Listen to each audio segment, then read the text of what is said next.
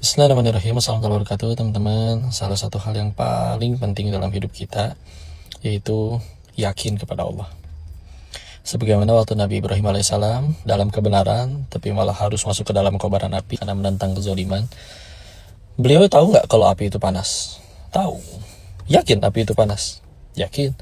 Tapi daripada yakin api itu panas, beliau lebih yakin 3 hal. 1, kalau kata Allah aku harus mati, nggak usah pakai api juga saya bisa mati. 2, kalau kata Allah saya tidak akan mati, mau meteor, gunung berapi meletus, tsunami, gempa bumi, apapun itu, kalau kata Allah nggak mati, nggak akan mati. Jangankan mati sehelai rambut pun nggak akan jatuh tanpa seizin Allah. 3, kalau udah ngelakuin itu untuk Allah, tetap mati, pasti Allah ganti dengan sesuatu yang jauh lebih baik.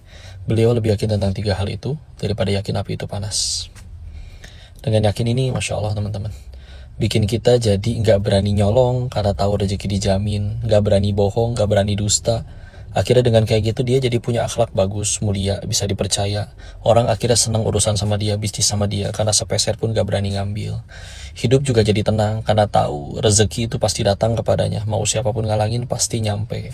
Ada orang ngancem, dia tahu nggak akan bisa terjadi apapun, bersatu seluruh jin dan manusia ingin mencelakai, Allah nggak kasih izin sehelai rambut pun nggak akan jatuh.